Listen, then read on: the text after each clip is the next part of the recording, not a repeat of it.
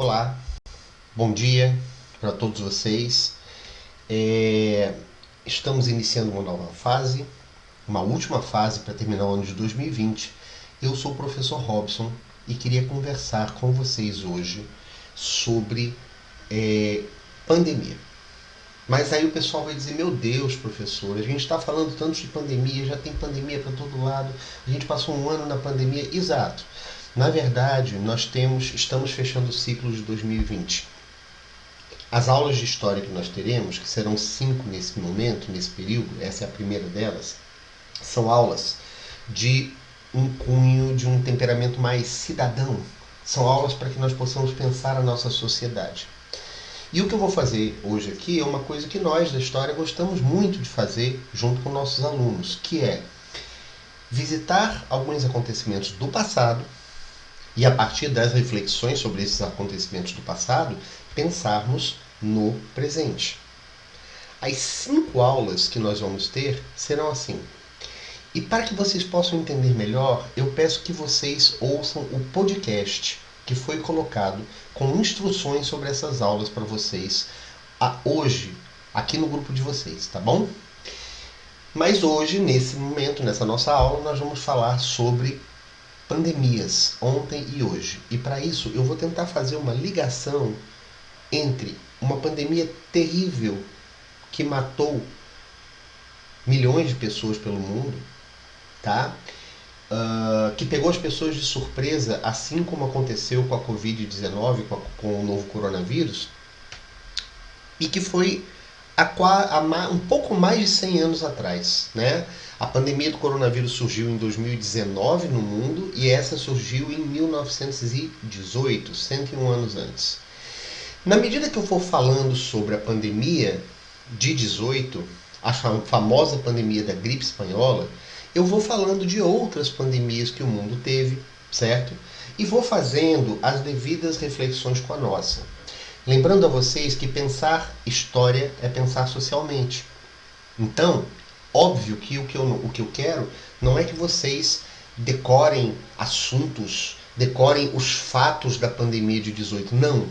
Vamos usar a pandemia de 18 para tentar entender, né, as sociedades como um todo e talvez assim entender um pouco melhor algumas coisas que acontecem nesse nosso contexto, né, da pandemia que nos pegou aqui no Brasil a partir de 2020.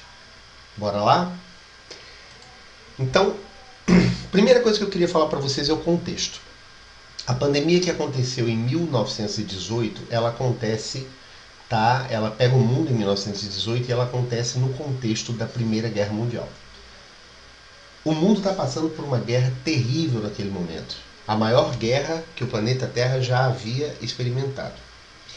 E é importante, vocês já vão saber por que é importante falar sobre isso, tá? A Primeira Guerra Mundial, para quem já estudou a Primeira Guerra Mundial, talvez se lembre, era que é uma guerra suja, uma guerra de trincheira, uma guerra com muitos problemas de higiene, né? Aqui tem um trechinho, por exemplo, de uma fonte da época da Segunda Guerra que dizia assim: abrigados em trincheiras, os soldados enfrentavam, além de um inimigo sem rosto, chuvas, lama, piolhos e ratos. Eram vitimados por doenças como a tifo, a febre quintana, quando não caíam mortos por tiros e gases venenosos. A guerra de trincheiras era uma guerra extremamente propícia, por causa das condições de higiene e de saúde das próprias pessoas, a espalhar doenças. Tudo bem? Isso é uma coisa que eu quero que vocês guardem. Ao longo da nossa aula, nós vamos ler muitos pedacinhos de fontes antigas, de fontes originais. Recortes de jornal, alguns comentários de época, para a gente poder entendendo o contexto daquela época e para a gente poder entender como é que a história se constrói pelas fontes e pelos documentos antigos, tá bom? Olha, que legal essa imagem, né? Assim, legal não, é terrível. As pessoas passavam meses dentro de buracos como esse, que eram chamadas trincheiras.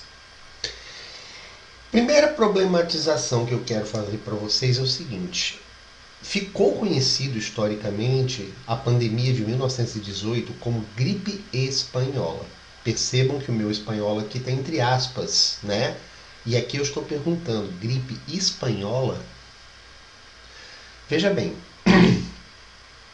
quem hoje em dia ouve falar em gripe espanhola já vai pensando, foi uma gripe que surgiu na Espanha e se espalhou pelo mundo. E o contexto não é esse.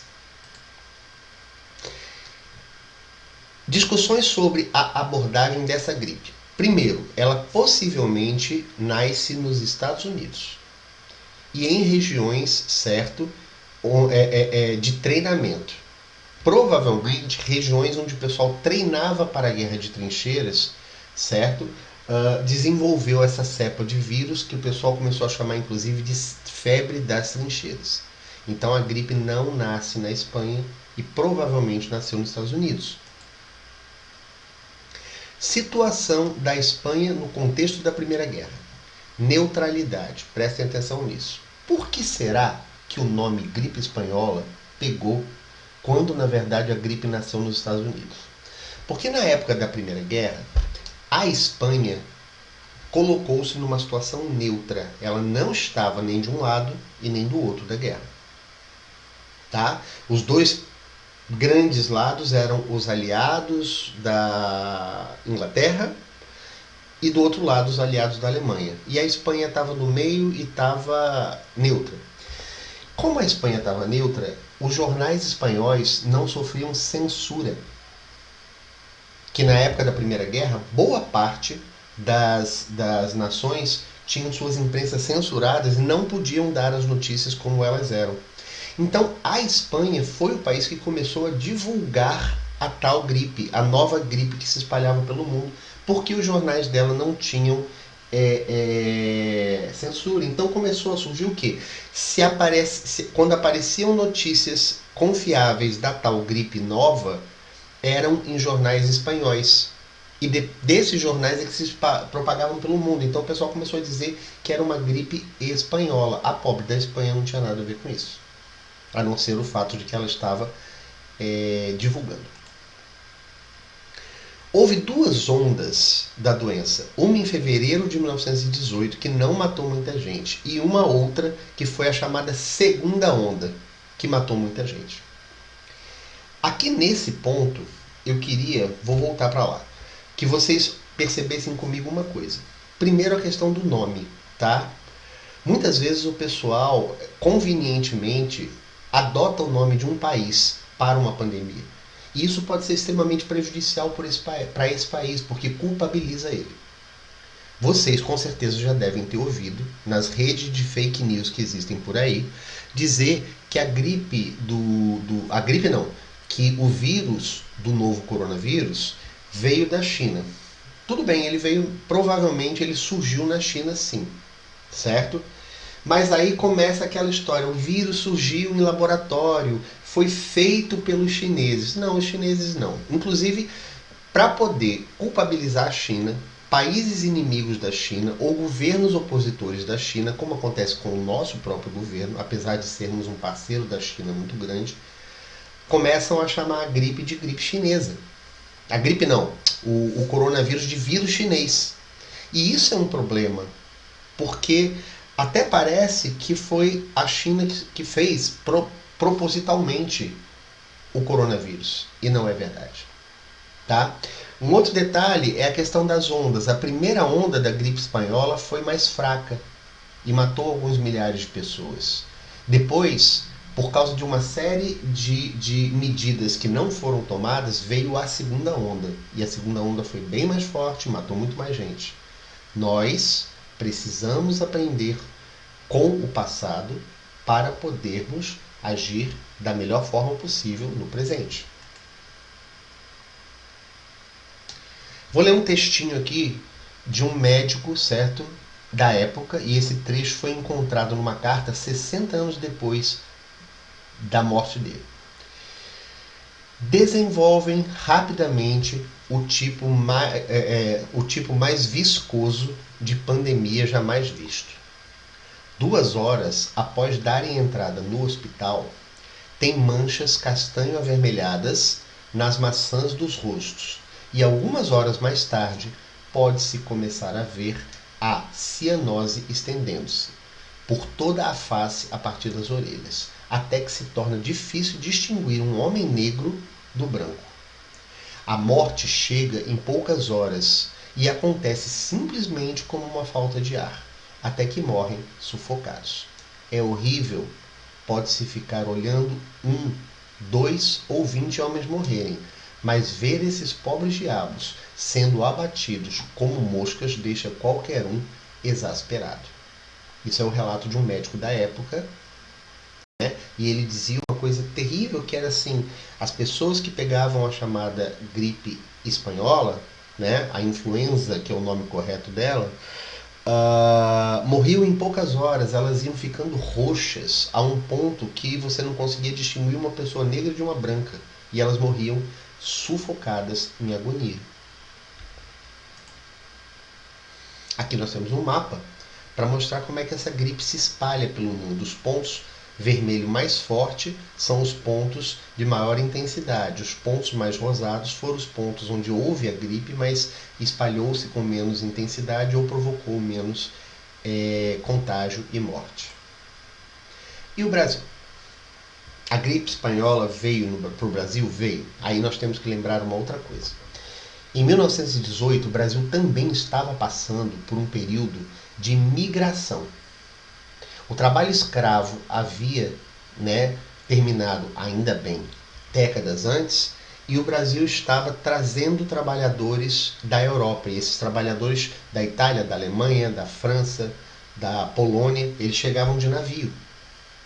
No Brasil, a doença chega em setembro de 1918, com pessoas infectadas no navio Demerara, que era um navio que trouxe imigrantes para o Brasil. Os tripulantes descem em Salvador, Recife e Rio de Janeiro, quer dizer, já começou a espalhar por 3 pontos diferentes do Brasil. Soldados que vieram de outras missões na costa da África também chegaram a Recife infectados. Então, é até para a gente aprender, nunca a infecção acontece de uma forma só. A gente sabe, por exemplo, que no Brasil, um dos primeiros focos de infecção foi uma equipe do governo que viajou para os Estados Unidos, e quando voltaram dos Estados Unidos, voltaram quase todos infectados. Mas dá para dizer que foram eles que começaram a pandemia aqui no Brasil? Não. Nós sabemos que a primeira mulher que morreu de coronavírus o ano passado no Brasil foi uma mulher empregada doméstica e negra, que pegou o Covid da patroa, que tinha viajado para fora do país, pegou o coronavírus, voltou, sabia que estava com coronavírus, não dispensou a empregada. A patroa se curou, a empregada morreu. Mas não dá para saber exatamente qual é o foco de início, porque muitas vezes uma pandemia como essa, ela se irradia por muitos lugares. Em um primeiro momento, as autoridades brasileiras acreditaram que o oceano, olha só que legal isso aqui, impediria a chegada da doença, e por isso eles não tomaram medidas para evitar a disseminação. O pessoal achava que a viagem de navio iria impedir a chegada da doença, porque achava que o vírus ia morrer no meio do caminho, com muito sol, com muito calor, com muito mar. Eu não sei se vocês se lembram, mas no Brasil da coronavírus, o ano passado, muita gente dizia assim, coronavírus não vai pegar no Brasil não. Coronavírus não pega no Brasil porque o Brasil é um país quente e o calor do Brasil não vai deixar que o coronavírus se espalhe. Nós já estamos com 230 mil mortos subnotificados. Esse número pode ser muito maior. Outro ponto interessante da pandemia de 1918, que pode nos ajudar a pensar na pandemia de agora, é esse aqui, as chamadas informações desencontradas. Mas vocês conhecem um nomezinho mais interessante para informações desencontradas. Já já a gente vai chegar neles. Vamos ler um textinho da época. A influenza, olha, aqui já não está chamando mais de gripe espanhola, está chamando de influenza.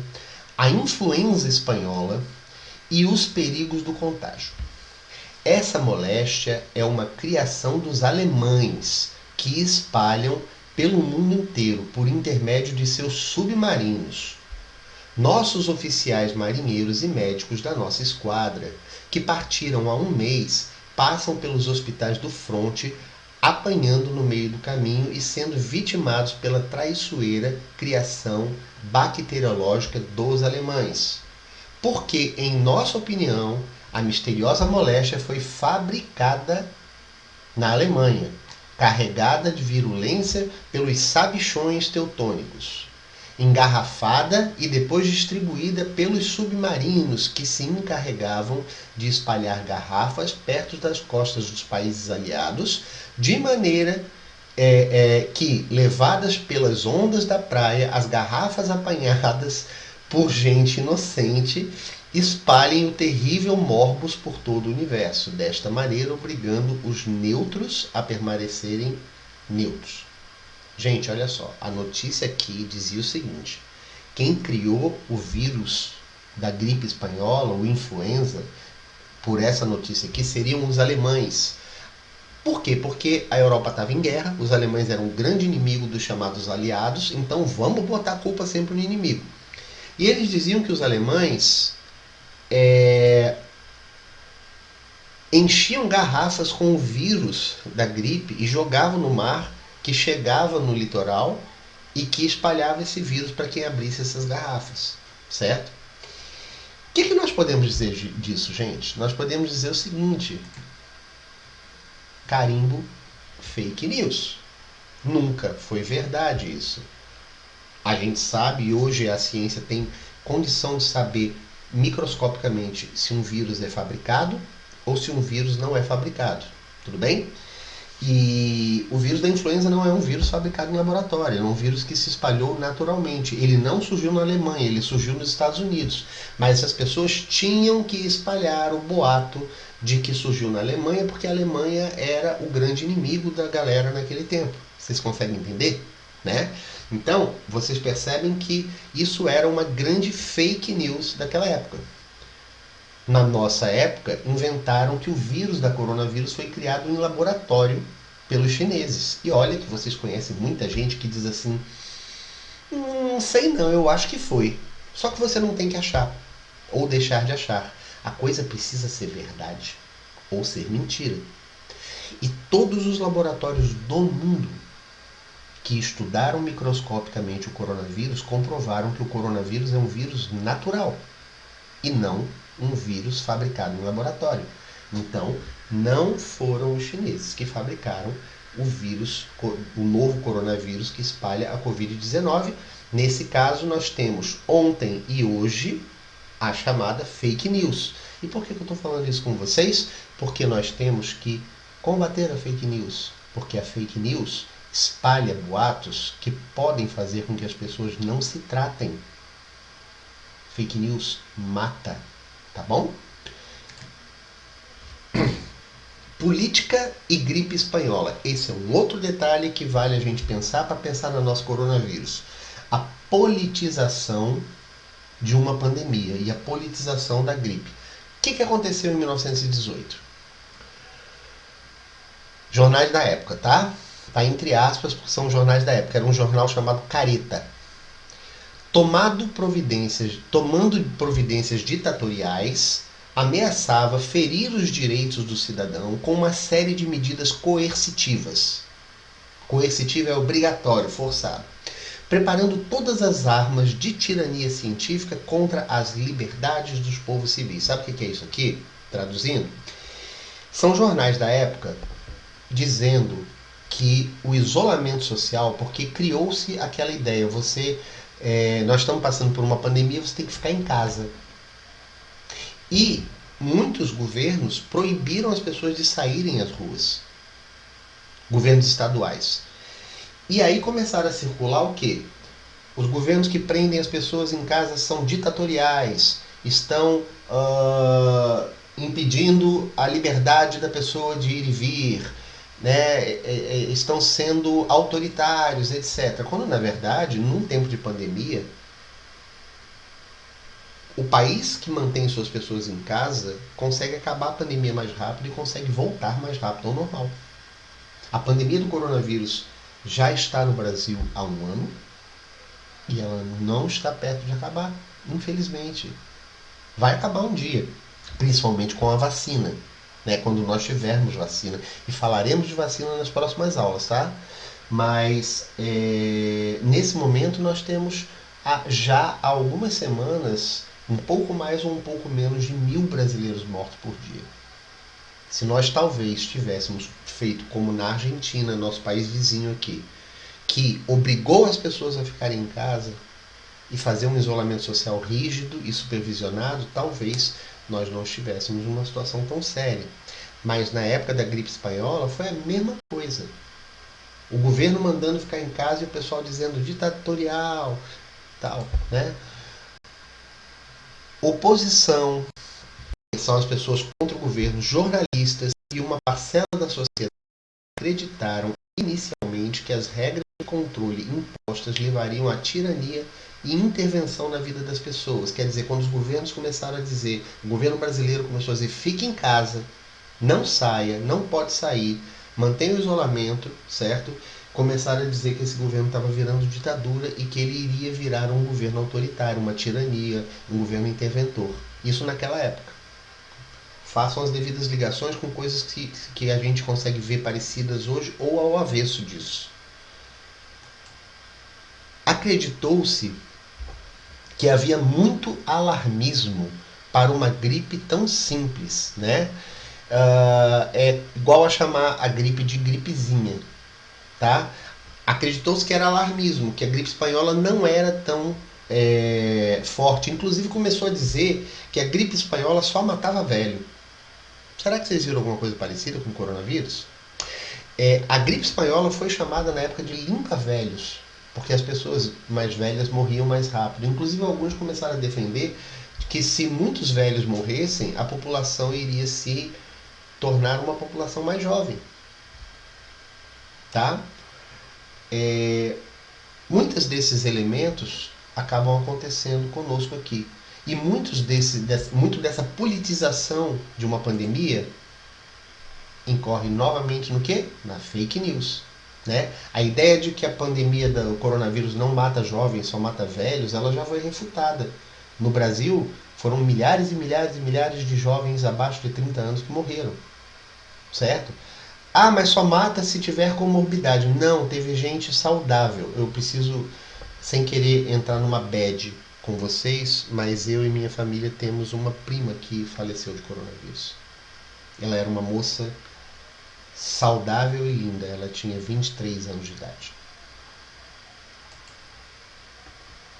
O presidente da época morreu. Na época, Rodrigues Alves foi eleito presidente do Brasil em 1918 e antes de assumir, ele pegou a gripe espanhola e ele morreu. Assumiu no lugar dele o vice. E curiosamente, ele criou um dos mais importantes institutos de combate à gripe, né, que veio depois ajudar na criação de muitas vacinas contra gripes. Mas ele faleceu e o Brasil teve que conviver com o exemplo do presidente da República ter sido morto. Isso foi bastante impactante para que a população começasse a acreditar que claro que eu não estou dizendo que foi bom, né? Foi péssimo. A morte de qualquer ser humano é péssima. Mas as pessoas começaram a dizer assim, nossa, até o presidente morreu. Como se curar na época? Isso aqui é uma aula de história. A gente vai ao passado, vem ao presente, vai ao passado, vem ao presente. Mas assim, como é que eles diziam na época que você poderia se curar da gripe espanhola? Vou ler mais uns trechinhos de fontes da época para vocês. Nos jornais multiplicavam-se receitas. Cartas enviadas por leitores recomendavam pitadas de tabaco e queima de alfazema ou incenso para evitar o contágio e desinfetar o ar. Com o avanço da pandemia, sal de quinino, remédio usado no tratamento da malária e muito popular na época, passou a ser distribuído à população, mesmo sem qualquer comprovação científica de evidência contra o coronavírus. Ou seja, lá em 1918, começou a surgir 1 bilhão de receitas Tome quinino, que é um vegetal, né? Sal de quinino. Use tabaco, incense tabaco na sua casa. Pegue um remédio da malária que é bem conhecido e comece a tomar, que você vai curar. E assim, essas crendices fizeram com que pessoas passassem mal ou começassem a tomar esses remédios caseiros e achassem que estavam se protegendo contra a gripe, acabavam não se protegendo, pegavam a gripe e morriam. Mais uma vez, nós temos aqui uma coisa muito parecida com o Brasil. Temos até um exemplo muito interessante aqui, de época, um remédio chamado gripina, o remédio da gripe espanhola, preventivo e curativo, da fórmula do Dr. Alberto Seabra. Tá? Esse gripina prometia, sem nenhuma comprovação científica, que ia curar as pessoas da gripe espanhola, para ganhar grana, né? Gripina gripina é um nome interessante porque rima com uma série de outros remédios que vocês ouvem muito falar hoje, como cloroquina ou ivermectina.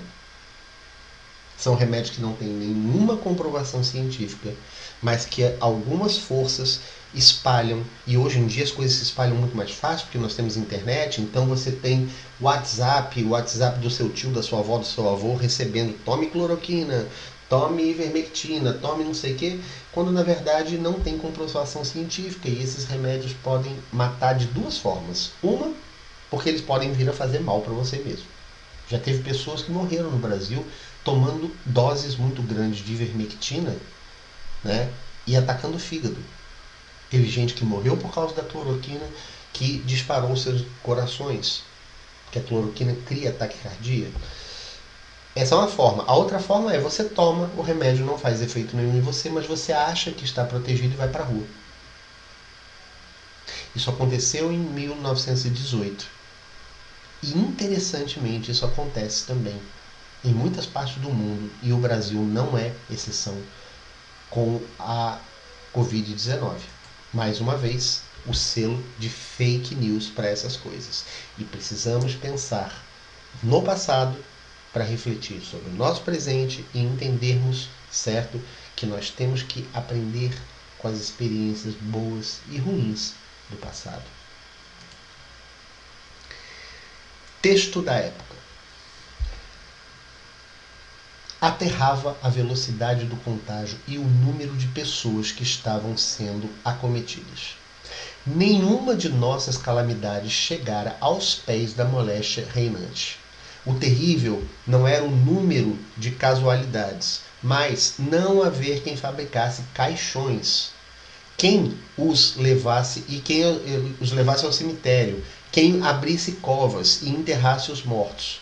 O espantoso já não era a quantidade de doentes, mas o fato de estarem quase todos doentes, né? A impossibilidade de ajudar, tratar, transportar comida, vender gêneros, aviar receitas, exercer, em suma, os misteres indispensáveis da vida coletiva. Tá? Isso é de um historiador de 1918, o Pedro Nava. E ele diz uma coisa interessante, que no Rio de Janeiro, o fato de quase todo mundo ter pego a gripe fazia com que ninguém pudesse sair de casa, então ninguém podia ir ao mercado. Famílias inteiras ficavam presas em casa sem poder sair, mas essas famílias também não tinham como ser cuidadas pelos de fora. As pessoas chegavam a colocar panos pretos na janela de casa porque alguma pessoa, geralmente funcionários públicos da limpeza, como garis ou carroceiros, passavam e deixavam alguma ajuda, alguma comida, algum apoio para aquelas pessoas, porque aquelas pessoas estavam com a família toda contaminada. Era uma situação muito pesada. Alguns dados da gripe, tá? Ela chegou, eu não vou ler esse texto para vocês não. Ela chegou em setembro de 1918. Apenas 48 pessoas morreram nesse período aqui no Brasil. Mas na segunda onda, os óbitos foram aumentando. Nós tivemos milhares de mortes. A doença aumentou 2.000% da primeira para a segunda onda, certo? E algo em torno de 15 mil pessoas, certo, foram morrendo, e foram levadas para o leito 600 mil cariocas, só no Rio de Janeiro, 600 mil. Foi uma coisa pavorosa. Nunca em toda a minha vida vi algo que chegasse perto daquela Sassândia infernal. Não tinha na cidade rua em que pelo menos uma casa, a família inteira, fenecera. Em muitas, todos da família estavam acamados e cabia a quem pela rua passasse alimentar e dar remédios. Geralmente eram os coveiros, lixeiros, policiais que acudiam, dando remédios e alimentos. Às vezes a família inteira tinha caído doente. As pessoas colocavam panos negros nas janelas, a porta das casas e portas das casas para que eles soubessem que ali tinha gente doente e viessem socorrer. Pior de tudo é que estava morrendo gente aos borbotões e o governo dizia nas ruas e nas folhas, folhas é jornal, tá gente? Jornais da época, que a gripe era benigna. Então tinha muita gente morrendo e o governo dizendo que era uma gripe boba, que era uma gripe besta. Certo dia, as folhas noticiavam mais de 500 mortos. Noticiaram mais de 500 mortos. E mesmo assim, a gripe era benigna, benigna, benigna. Era gente morrendo, mais de 500 pessoas morrendo num dia e o governo dizendo é uma gripezinha. Em 1918. As mortes eram tantas que não se dava conta do sepultamento dos corpos. Estamos chegando no final, tá? Medidas para combater a doença no Brasil. Primeiro, desconhecimento da gripe do campo científico, né? Na época não havia uma vacina para essa gripe, então isso causou as muitas mortes. Mas houve mobilização social para manter o distanciamento social, para ajudar as pessoas que estavam precisando, né? A medicina popular tentou dar a solução que podia e não conseguiu, porque só se cura gripe com vacina. Houve campanha do governo e jornais, certo? Primeiro dizendo que era só uma gripezinha, depois pelo isolamento. E aqui mais um trecho da época. Cada médico tinha uma tentativa de explicação diferente. Nós não sabíamos no que e em quem acreditar. Esperávamos por uma explicação que ninguém tinha para dar, como até hoje esperamos para saber o que foi aquela Sassândia infernal. A coisa foi tão intensa que os jornais e parte da população passaram a reivindicar o retorno das quarentenas e isolamentos. Estamos falando da gripe espanhola, tá, gente? Não estamos falando do presente. Mas vocês conseguem pensar sobre esse nosso presente a partir da situação de 1918? Ou não dá para pensar? Houve uma situação estranha. Os jornais começaram a dar conselhos ao povo para tratar a gripe, né? Evitar aglomerações, principalmente à noite, não fazer visitas, tomar cuidados higiênicos com o nariz e a garganta, tomar preventivo inteiramente qualquer sal de quinino, não sei o que, evitar toda fadiga e excesso psíquico, ou seja, evitar ficar cansado demais. O doente, aos primeiros sintomas, deve ir para a cama, pois o repouso auxilia a cura. Evitar causas dos resfriamentos e a necessidade tanto para os sãos como para os doentes. Aqui você tem uma série de receitas que começaram a ser dadas pelo povo, que é engraçado porque algumas eram eficazes e outras não, e elas vinham misturadas. Mais uma vez, quando você acredita em tudo, sem checar, você pode inclusive se prejudicar. E é claro, gente, como nós vivemos num sistema capitalista, onde o dinheiro manda, tá? As pessoas começam a querer ganhar dinheiro, como vocês viram aquele médico lá em 18 que fez a gripina, né? Um remédio que prometia curar a gripe espanhola. Aqui nós temos um caso interessante. Olha, capitalismo e dinheiro em função, se aproveitando da pandemia de 18. Isso aqui é um anúncio da época, tá? Vossa Senhoria já terá refletido sobre a influenza? Que é a gripe espanhola, né? Melhor é prevenir-se que se curar. Está provado que a maior propagação das moléstias e contágios são os veículos de uso público, ônibus e bondes, certo? Só tendo o seu automóvel particular lhe evitará o contágio. Isso aqui é uma empresa de carro. Isso é uma loja de carro, certo? E é uma loja de carro que está dizendo o seguinte: se você parar de andar de ônibus, de trem e de bonde, você vai evitar pegar a influenza. Então venha na minha loja e compre um carro.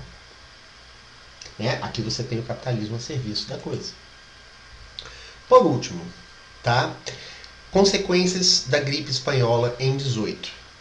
De maneira indireta, contribuiu para a criação do Ministério da Saúde. O Brasil não tinha um Ministério da Saúde e passa a ter em 1930, depois da morte de milhões de brasileiros pela gripe espanhola. A gripe espanhola ao todo, tá? De milhões não, milhares, desculpa. A gripe espanhola ao todo no mundo, ela teve 40 milhões de mortos. Bem maior, inclusive, do que o atual número do coronavírus. Em dezembro, o número de contágios diminuiu, provavelmente porque a maior parte da população já tinha sido acometida. Aquela história da infecção de rebanho. Muita gente pegou, né? Muita gente mesmo morreu, e aí a gripe começou a enfraquecer. Os números no Brasil chegaram a 30 mil mortos. Mas acredita que seja muito mais, porque são os números contabilizados. Bom, aqui nós estamos nos encaminhando para o final dessa nossa conversa. Como o podcast explica, daqui eu vou passar uma atividade para vocês fazerem, certo? E essa atividade precisa ser feita antes da semana que vem, que nós já teremos uma segunda discussão. O que eu queria com vocês, ao contar a história da gripe espanhola, é que vocês pudessem refletir junto comigo sobre pontos de contato, semelhanças, diferenças, tá? Continuidades e descontinuidades entre a pandemia que matou milhares de pessoas há 100 anos atrás e a pandemia que ainda está matando milhares de pessoas hoje. E talvez, entendendo o que foi feito de errado no passado, a gente possa não repetir pelo menos aqueles erros no presente. História é isso, tá, gente? História é ir ao passado, mas nunca apenas para saber sobre o passado, e sim para poder entender o presente. Eu fico por aqui, aguardo vocês durante toda essa semana e eu espero que vocês fiquem bem, se protejam, se cuidem, certo? Para que nós possamos sair dessa bem mais forte do que entramos, tá bom? Beijo em todas e em todos.